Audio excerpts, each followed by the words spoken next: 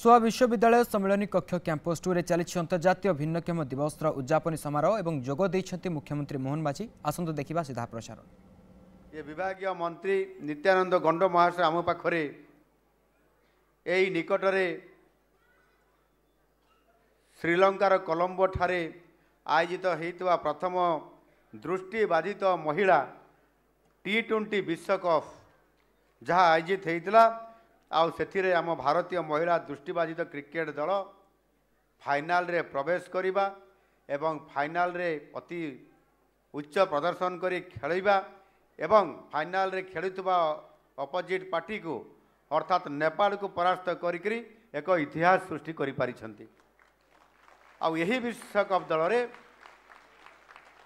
आउटारे गोटे बड़ सौभाग्यर कथा जे जहाँ को आम एटी सम्मानित करले सर्वप्रथमे सेमानक भितर 4 जन होउछन्ति आमर ये उड़ीसार एवं ये उड़ीसार से प्रतिनिधित्व करुछन्ति बालेश्वर मयूरभंज केन्दुझर ये अंचल से प्रतिनिधित्व करुछन्ति एवं गोटे दिन पूर्वर मध्य तांकु मु संबर्धना देइथिली। आउ सेई माने फूल सोरेन पार्वती मार्डी जमुनामणि टुडू एवं बासंती हसदा ये असाधारण सम्मानता सफलता पाई समान को आज ये पुनर्बार आउे आपण मानकर गहन में संबोधित करागला जमिति आमे अत्यंत समस्ते खुशी व्यक्त करने कथा मुझे एठी आमर मैडम कहते आपण मैंने टे करताड़ी देवारे समान को स्वागत करिवारे बहुत कंजूस करुचंती जदियो बहुत समय आसचंती बहुत करताड़ी मारे थकी पड़े किंतु एभली अब चमत्कारिता आज महिला माने जेभली महिला विश्वकप T20 रे मध्य समाने वर्ल्ड चैंपियन हेले आज दृष्टिबाधित आमर महिला भौणी माने मध्य आज विश्व चैंपियन हेले ये कम बड़ गौरवर कथा नुह एवं आम ओडिशार 4 जन खिलाड़ी एठी आमर आदिवासी भाई भौणी माने एथिरे भाग नैचंती आमे ता पूर्वर टिके जदि हिस्ट्री को आउ टिके जिबा ताले आपण मानकर समस्ते मन थी किछि वर्ष पूर्वर ओडिशार प्रमोद भगत आज आम पाई गर्व एवं गौरवर कथा 2020 टोकियो ओलंपिक रे बैडमिंटन रे स्वर्ण पदक हासिल करथिले आ एहा व्यतीत मध्य विभिन्न प्रकार विश्वस्तरीय प्रतियोगितार भाग नहीं मध्य से समस्त को आज चमत्कृत करी आज आम पाखरे आज से उदाहरण होकर आम पाखरे से अछंती। गत किछि वर्ष होला क्रीड़ा सहित विभिन्न क्षेत्र में जेपरी भाव भिन्नक्षम व्यक्ति माने सफलता हासिल करि आसुचंती ताहा केवल दिव्यांग मानकर पाई नुहे समस्तंकर पाई एक प्रेरणार स्रोत। गतकाली मु एक टीवी न्यूज रे देखुतिली सबु प्रकार झड़झंझा मध्य जड़े बनिथिबा डाक्तर दिव्यांग डाक्तर सीए मध्य समाज को अमूल्य सेवा प्रदान करिबा ये काम करुछंती एवं समस्त को निरंतर भाव में सेवा प्रदान करुछंती। मेडिकल साइंस एवं उन्नत स्वास्थ्य सेवा जेपरी भाव में द्रुत विकास होउछि भिन्नक्षम माने मध्य अधिक गतिशील हो पारिबे आ समान को अधिक सुविधा सुजोग मध्य आपनकर मिली पारुछि। बंधुगण मु व्यक्तिगत भाव अनुभव करे जे शारीरिक क्षमता किंबा अक्षमता प्रतिभार विकास रे केबे भी यह बाधक साजी पारिबो नाही। ईश्वर प्रत्येक को किछि ना किछि विशेष शक्ति एवं सामर्थ्य प्रदान करिसंती। केवल आधुनिक समाज नुहे आम सनातन संस्कृति रे बहु हजार हजार वर्ष पूर्वर जो विभिन्न प्रकार उदाहरण आम पाखे मध्य सामने अच्छी। आम समस्ते जानिछु जे आमर त्रेतया जुगरे ऋषि अष्टवक्र अगाध्य पांडित्य विषय रे जड़े दिव्यांग सी होते एवं दिव्यांग होते निजर तपस्या एवं अध्यवसाय एवं साधना फल से समय निजकू विश्व श्रेष्ठ गुरु ही एवं ऋषि हिसाब से से तांकर प्रतिपादन करि पारिथिले। आमर आराध्य विष्णुंकर अन्य एक अवतार होउची वामन अवतार ଯିଏ ଥିଲେ ସମଗ୍ର ବିଶ୍ୱର ତ୍ରାଣକର୍ତ୍ତା। ସେହିଭଳି ଭାବରେ ଆମେ ଯଦି ଦେଖିବା ତାହେଲେ ମଧ୍ୟ ସେଦିନ ଯେଉଁ ଦୃଷ୍ଟିବାଧିତ ମହିଳା କ୍ରିକେଟ ଟୁର୍ଣ୍ଣାମେଣ୍ଟର ଚମ୍ପିଆନ ହେବାର କଥା ଆମେ ଆଜି ଏକ ଗୌରବମୟ ଘଟଣା ଯେତେବେଳେ ଏଠି ଆଲୋକପାତ ଆମେ କରୁଛନ୍ତି ତାଙ୍କର ସହିତ ଏ ବିଭାଗର ଜଣେ ବରିଷ୍ଠ ଅଧିକାରୀ ସେଦିନ ଉପସ୍ଥିତ ଥିଲେ। ତାଙ୍କର ନାମ ହେଉଛି ସନ୍ନ୍ୟାସୀ ବେହେରା। ସିଏ ହେଉଛନ୍ତି ଓଡ଼ିଶାର ପ୍ରଥମ ଦୃଷ୍ଟିହୀନ OAS ଅଧିକାରୀ, ଓଡ଼ିଶା ପ୍ରଶାସନିକ ଅଧିକାରୀ ସିଏ ହେଇପାରିଛନ୍ତି। ସେ ବର୍ତ୍ତମାନ ଆମର SSEPD ବିଭାଗର SAD&EPD ବିଭାଗର ଡେପୁଟି ସେକ୍ରେଟାରୀ ଦାୟିତ୍ୱରେ ସେ ଅଛନ୍ତି। ଆଉ ସେବାରତ ଅଛନ୍ତି। ଜୀବନର ଅନେକ ବାଧାବିଘ୍ନକୁ ଆଡ଼େଇ ସଫଳତା ହାସଲ ସେ କରିପାରିଛନ୍ତି। ଆଉ ଆଜିର ଏହି ଅବସରରେ ମୁଁ ନିଶ୍ଚିତ ଭାବରେ ତାଙ୍କୁ ଆନ୍ତରିକତା ଧନ୍ୟବାଦ ଜଣାଇବି। ଆଉ ତାଙ୍କୁ ମଧ୍ୟ ମୁଁ ନିଶ୍ଚିତ ଭାବରେ ମହାପ୍ରଭୁ ଜଗନ୍ନାଥଙ୍କ ଟିକେ ପ୍ରାର୍ଥନା କରିବି ସେ ମଧ୍ୟ ଏହିପରି ଆହୁରି ଅନେକ କାମ ଅନେକ ସଫଳତା ଆଗକୁ ସେ ହାସଲ କରନ୍ତୁ। ଏବଂ ସେହିଭଳି ଭାବରେ ଆମେ ଯଦି ଦେଖିବା ଯିଏ ସମୟକୁ ଜୟ କରିପାରେ, କାଳକୁ ଜୟ କରିପାରେ, ଆଉ ଜଣେ ମଧ୍ୟ ଆମ ଓଡ଼ିଶାର ସେହିଭଳି ମହିମା ଧର୍ମର ପ୍ରବକ୍ତା ସନ୍ଥ କବି ଭୀମ ଭୋଇ। ଆମେ ସମସ୍ତେ ତାଙ୍କ ବିଷୟରେ ଜାଣିଛନ୍ତି। 1850 ମସିହାରେ ସମ୍ବଲପୁରର ରେଢ଼ାଖୋଲଠାରେ ଏକ ଜନଜାତି କନ୍ଧ ପରିବାରରେ ଜନ୍ମଗ୍ରହଣ କରିଥିଲେ ସନ୍ଥ କବି ଭୀମ ଭୋଇ।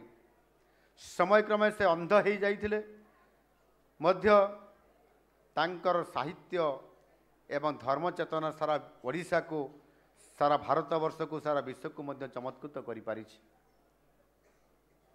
ଗବେଷକଙ୍କର ମାନଙ୍କର ମତ ଅନୁଯାୟୀ ସନ୍ଥ କବି ଭୀମ ଭୋଇ ତାଙ୍କ ରଚନାରେ ଛୁଆଁ ଅଛୁଆଁ ଓ ଉଚ୍ଚ ନିଚ ଭେଦଭାବ, ନିରୀହ ସରଳ ଆଦିବାସୀଙ୍କର ଉପରେ ହେଉଥିବା ଅତ୍ୟାଚାର ଓ ଯାତନା ଏବଂ ସାମାଜିକ କୁସଂସ୍କାର ବିରୁଦ୍ଧରେ ସେ ଦୃଢ଼ ଭାବରେ ସ୍ୱରୋତ୍ତୋଳନ କରିଥିଲେ। ସେ ଆଜି କେବଳ ଆମ ଓଡ଼ିଶାରେ ନୁହେଁ ବରଂ ଭାରତର ଅନ୍ୟତମ ଆଦରଣୀୟ ସନ୍ଥ କବି ଓ ଧର୍ମ ପ୍ରଚାରକ ଭାବେ ସୁଖ୍ୟାତ। ସେ ଲେଖିଥିବା ସ୍ମୃତି ଓ ଚିନ୍ତାମଣି, ବ୍ରହ୍ମ ନିରୂପଣ ଗୀତା ଆଦି, ଅନ୍ତ ଗୀତା ଏବଂ ନିର୍ବେଦ ସାଧନା ଆଦି କାବ୍ୟ ତାଙ୍କୁ ଅମର କରି ରଖିଛି। ସେ ଦିବ୍ୟାଙ୍ଗ ହୋଇଥିଲେ ମଧ୍ୟ ଦୃଢ଼ ମନୋବଳ ଆଉ ତାଙ୍କର ଅଧ୍ୟବସାୟ ଦ୍ୱାରା ସେ ଏହାକୁ ଅର୍ଥ ଆଣିପାରିବା। ଏଣୁ ନିଶ୍ଚିତ ଭାବରେ ସାମାଜିକ ଆର୍ଥିକ କାରଣରୁ କାଳକ୍ରମେ ସମାଜ ଏପରିକି ନିଜ ପରିବାରର ମଧ୍ୟ ସେମାନଙ୍କୁ ଅବହେଳା କରିବା ଆରମ୍ଭ କରିଦେଇଥିଲା। ତେଣୁ ସମାଜରେ ସଂବେଦନଶୀଳତାକୁ ଫେରାଇ ଆଣିବାର ପ୍ରୟାସ ହୋଇଥିଲା ଏବଂ ଏହି ଆନ୍ତର୍ଜାତୀୟ ଭିନ୍ନକ୍ଷମ ଦିବସ ପାଳନ ସେ ଦିଗରେ ଆଜି ଯଦି ଆମେ ଦେଖିବା ତାହା ଏକ ମହତ୍ତ୍ୱପୂର୍ଣ୍ଣ ଭୂମିକା ଆଜି ଗ୍ରହଣ କରି ଆସୁଅଛି। ଚଳିତ ବର୍ଷ ଏହି ଦିବସ ପାଳନର ମୁଖ୍ୟ ବିଷୟବସ୍ତୁ ହେଉଛି ସାମାଜିକ ପ୍ରଗତି ପାଇଁ ଭିନ୍ନକ୍ଷମ ଅନ୍ତର୍ଭୁକ୍ତ ସମାଜକୁ ପ୍ରୋତ୍ସାହିତ କରିବା। ଆଉ ଏଇ ଯେଉଁ ବିଷୟ ନିଶ୍ଚିତ ଭାବରେ ଏହାକୁ କିଭଳି ଭାବରେ ଆମେ କାର୍ଯ୍ୟକାରୀ କରାଇବା, ସେମାନଙ୍କୁ ପ୍ରୋତ୍ସାହିତ କରିବା, ଇଏ ଗୋଟିଏ ବହୁତ ବଡ଼ କାର୍ଯ୍ୟକ୍ରମ। ଆଜି ମିଳିତ ଜାତିସଂଘ ଦ୍ୱାରା ଗୃହୀତ ଏହି ଯେଉଁ ଗୁରୁତ୍ୱପୂର୍ଣ୍ଣ ପ୍ରସଙ୍ଗ ସେମାନଙ୍କର ସର୍ବାଙ୍ଗର ଉନ୍ନତି ପାଇଁ ଗଭୀର ଦୃଷ୍ଟିକୋଣ ଏଇଥିରେ ହିଁ ତାହାର ପ୍ରତିଫଳିତ ହେଉଛି। ବାସ୍ତବ ଅନ୍ତର୍ଭୁକ୍ତିକରଣ ଏଭଳି ଏକ ପରିବେଶ ସୃଷ୍ଟି କରିଥାଏ ଯେଉଁଠାରେ ଦକ୍ଷତା ନିର୍ବିଶେଷରେ ସମସ୍ତେ ଯୋଗଦାନ ଏବଂ ଉନ୍ନତି କରିବାର ସୁଯୋଗ ମଧ୍ୟ ପାଇଥାନ୍ତି।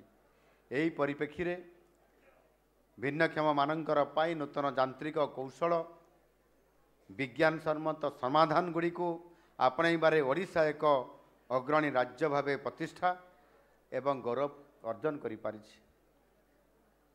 ଆଜି ଆମର ସାମାଜିକ ସୁରକ୍ଷା ଓ ଭିନ୍ନକ୍ଷମ ସଶକ୍ତିକରଣ ବିଭାଗ ବିଭିନ୍ନ ଖ୍ୟାତିସମ୍ପନ୍ନ ସଂସ୍ଥା ଏବଂ ଶିଳ୍ପାନୁଷ୍ଠାନ ସହିତ ଚୁକ୍ତିବଦ୍ଧ ହୋଇ ଯାନ୍ତ୍ରିକ ବିଦ୍ୟା ଓ ନୂତନ ସହାୟକ ଉପକରଣଗୁଡ଼ିକର ସଠିକ୍ ବ୍ୟବହାର, ସେ ସମ୍ପର୍କରେ ଭିନ୍ନକ୍ଷମ ବ୍ୟକ୍ତିମାନଙ୍କୁ ଉପଯୁକ୍ତ ପ୍ରଶିକ୍ଷଣ ପ୍ରଦାନ କରିବା ଏବଂ ସେମାନଙ୍କୁ ସ୍ୱାବଲମ୍ବନଶୀଳ କରିବା, ସେମାନଙ୍କୁ ଆତ୍ମନିର୍ଭରଶୀଳ କରିବା, ଇଏ ସମସ୍ତ ଭାବରେ ସେମାନଙ୍କୁ ଗଢ଼ି ତୋଳିବା ପାଇଁ ଆଜି ଆମ ଏ ବିଭାଗ ଆଜି ତାକୁ ନିରନ୍ତର ଭାବେ ଆଜି ଗୁରୁଦାୟିତ୍ୱ ବହନ କରିବା ସହିତ କାର୍ଯ୍ୟନିର୍ବାହ କରି ଆସୁଅଛନ୍ତି।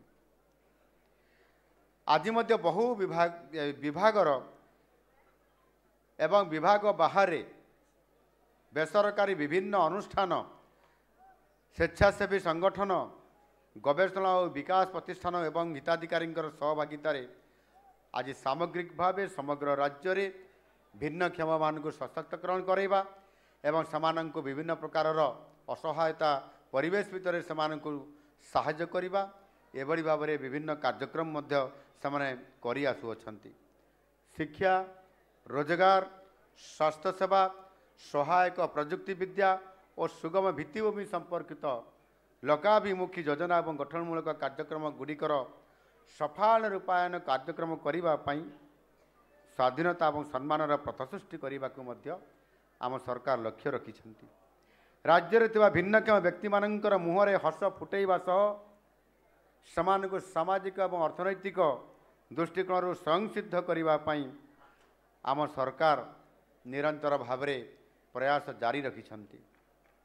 ବନ୍ଧୁଗଣ, ଭାରତର ଯଶସ୍ୱୀ ପ୍ରଧାନମନ୍ତ୍ରୀ ମାନନୀୟ ନରେନ୍ଦ୍ର ମୋଦିଜୀ ଭଲ ଭାବେ ହୃଦୟଙ୍ଗମ କରିଥିଲେ ଯେ କେବଳ ସହାୟତା ଟିକେ ଦେଇଦେଲେ କିମ୍ବା ସବସିଡ଼ି କିମ୍ବା ସେବା ପ୍ରଦାନ କରିଦେଲେ ଆଉ ତାହା ମାଧ୍ୟମରେ ଭିନ୍ନକ୍ଷମଙ୍କର ସମାବେଶୀ ବିକାଶ ହେଇଯିବ, ଏ କଥାକୁ ସେ ମାନି ନଥିଲେ। ଆଉ ସେଥିପାଇଁ ସମାଜର ମାନସିକତାରେ ଯଦି ଥରେ ସମାଜରେ ପରିବର୍ତ୍ତନ ଆସିବ ଭିନ୍ନକ୍ଷମ ବ୍ୟକ୍ତିମାନଙ୍କର ପ୍ରତି, ତାହେଲେ ବିରାଟ ପରିବର୍ତ୍ତନ ଏ ସମାଜରେ ହେଇପାରିବ, ଏ କଥାକୁ ସେ ଅନୁଭବ କରିଥିଲେ। ଆଉ ସେଥିପାଇଁ ମୋଦିଜୀ ବିକଳାଙ୍ଗ ବଦଳରେ 2015 ମସିହା ଡିସେମ୍ବର 27ତମ ମନ୍ କି ବାତ୍ କାର୍ଯ୍ୟକ୍ରମରେ ତାଙ୍କର ମନ୍ କି ବାତ୍ କାର୍ଯ୍ୟକ୍ରମରେ ପ୍ରଥମ ଥର ପାଇଁ ସେ କହିଥିଲେ, ଶବ୍ଦ ପ୍ରୟୋଗ କରିଥିଲେ ବିକଳାଙ୍ଗ ବଦଳରେ ଦିବ୍ୟାଙ୍ଗ ଶବ୍ଦର ସେ ବ୍ୟବହାର କରିଥିଲେ ଆଉ ତାକୁ ପ୍ରୟୋଗ କରିବା ପାଇଁ ମଧ୍ୟ ସେ କହିଥିଲେ। ଏବଂ ପରବର୍ତ୍ତୀ କାଳରେ 2016 ମସିହାରେ ଭାରତ ସରକାରଙ୍କର ବିକଳାଙ୍ଗ ଜନସଶକ୍ତିକରଣ ବିଭାଗର ନାମକୁ ପରିବର୍ତ୍ତନ କରି ମଧ୍ୟ ଦିବ୍ୟାଙ୍ଗ ସଶକ୍ତିକରଣ ବିଭାଗ ହିସାବରେ ତାକୁ ମଧ୍ୟ ସେ ରଖିଥିଲେ। ଆଉ ତାପରେ ମଧ୍ୟ କେବଳ ନାମ ପରିବର୍ତ୍ତନ କରିଦେଲେ ତାହା ପୂର୍ଣ୍ଣାଙ୍ଗତା ଆସିପାରିବ ନାହିଁ, ଏ କଥାକୁ ମଧ୍ୟ ଅନୁଭବ କରିକରି ଅନେକ ଯୋଜନା, ଅନେକ କାର୍ଯ୍ୟକ୍ରମ ମାନ ତ୍ୱରିତ ପର୍ଯ୍ୟାୟରେ ସେ ସ୍ତର ବାଇ ସ୍ତର ବିଭିନ୍ନ ସମୟରେ ବିଭିନ୍ନ କାର୍ଯ୍ୟକ୍ରମକୁ ରଖିଥିଲେ ଏବଂ ବ୍ୟାପକ ଭାବରେ ତାକୁ କାର୍ଯ୍ୟକ୍ରମ କରିବା ପାଇଁ ମଧ୍ୟ ସ୍ୱତନ୍ତ୍ରତା ଦେଇଥିଲେ। ଆଉ ସେଥିପାଇଁ ମଧ୍ୟ ବଜେଟ୍ରେ ମଧ୍ୟ ଅନେକ ଆର୍ଥିକ ବ୍ୟବସ୍ଥା ମଧ୍ୟ ପ୍ରାବଧାନ କରିଥିଲେ। ଭିନ୍ନକ୍ଷମଙ୍କର ପାଇଁ ସବୁଠାରୁ ବଡ଼ ଆହ୍ୱାନ ହେଲା ମୋବିଲିଟି ବା ଗମନାଗମନ। ଏହି ସମସ୍ୟାକୁ ସମାଧାନ କରିବା ପାଇଁ ସୁଗମ୍ୟ ଭାରତ ଅଭିଯାନର ଶୁଭାରମ୍ଭ କରାଯାଇଥିଲା।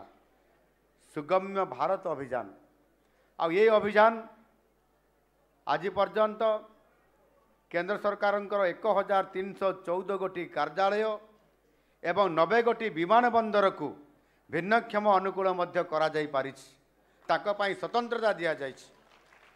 ଯଦି ଆଜି ଆମେ ମଞ୍ଚକୁ ସେମାନଙ୍କୁ ଆଣିବା ପାଇଁ ପଡ଼ୁଛି, ତାହେଲେ ସେଥିପାଇଁ ଏ ମଞ୍ଚକୁ ଆସିବା ପାଇଁ ଗୋଟିଏ ର୍ୟାମ୍ପର ବ୍ୟବସ୍ଥା କରାଯାଇ ସେମାନଙ୍କୁ ଏପଟୁ ବୁଲେଇକରି ଆମେ ଭାଇମାନଙ୍କୁ ଭଉଣୀମାନଙ୍କୁ ଏଠି ଆଣିକି ପହଞ୍ଚେଇଲେ, ମଞ୍ଚ ପାଖରେ ଆମ ପାଖରେ ପହଞ୍ଚିଲେ, ଫଟୋ ଉଠେଇଲେ। ଏଣୁକରି ଏଠି ଏ ଯେଉଁ ର୍ୟାମ୍ପ ବ୍ୟବସ୍ଥା ହେଇଛି, ଆମେ ଭାବୁଥିଲୁ ଯେ ଏଇପଟେ ଆଉ ଗୋଟେ ବି ର୍ୟାମ୍ପ ବ୍ୟବସ୍ଥା ଯଦି ହେଇଯାଇଥାନ୍ତା ଦୁଇ ପଟେ, ତାହେଲେ ଗୋଟେ ପଟେ ଆସିକରି ଗୋଟେ ପଟେ ଇନ୍ ଆଉ ଗୋଟେ ପଟେ ଆଉଟ୍ ହେଇଥିଲା ଆହୁରି ଭଲ ହେଇଥାନ୍ତା।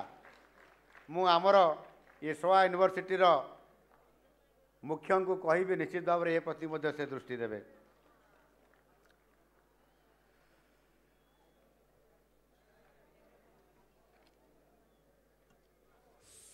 ସ୍ୱାଧୀନତା ଠାରୁ 2014 ମସିହା ପର୍ଯ୍ୟନ୍ତ ସମଗ୍ର ଦେଶରେ 7 ଲକ୍ଷ ଲୋକଙ୍କୁ କୃତ୍ରିମ ଭିନ୍ନକ୍ଷମ ଉପକରଣ ପ୍ରଦାନ କରାଯାଇଥିବା ବେଳେ 2014 ମସିହା ପରଠାରୁ ଅଦ୍ୟାବଧି ନରେନ୍ଦ୍ର ମୋଦିଜୀଙ୍କର ସରକାରଙ୍କର ପ୍ରଥମ 11 ବର୍ଷ ଭିତରେ ହିସାବ କରି ଦେଖନ୍ତୁ, ସ୍ୱାଧୀନତା ଠାରୁ 2014 ମସିହା ପର୍ଯ୍ୟନ୍ତ मात्र 7 लाख लोकों को कृत्रिम भिन्नक्षम उपकरण प्रदान करा जाइथिला किंतु मोदी सरकार प्रथम 11 वर्ष रे 31 लाख कृत्रिम भिन्नक्षम अनुकूल उपकरण आज समस्त को भारत वर्ष रे प्रदान करा जाइछि। आउ एथिरे आपण मन जानि पारथिबे सरकार भिन्नक्षम प्रति प्रतिबद्धता किभଳି भाबरे आज वृद्धि पाइछि आ ताहा मध्य सुनिश्चित करा जाइछि। भिन्नक्षम मानकर समस्या उपरे आम सरकार सबुबले प्राथमिकता रही सुरक्षा जत्न सामाजिक जीवन में समान को मुख्य स्तर में सामिल करने आम सरकार गुरुत्व दे समान प्रति किभଳି भाव में सफलता हासिल करेंगे ता उपरे फोकस करुछंती। राज्यस्तरीय ठारू आरंभ कर जिला स्तर पर्यंत से स्वतंत्र भाव में अभियोग शुणाणी कार्यक्रम रे जेतेबेले मुख्यमंत्री अभियोग प्रकोष्ठ रे भिन्नक्षम मान को जेतेबेले सेमानकर अभियोग शुणा मुख्य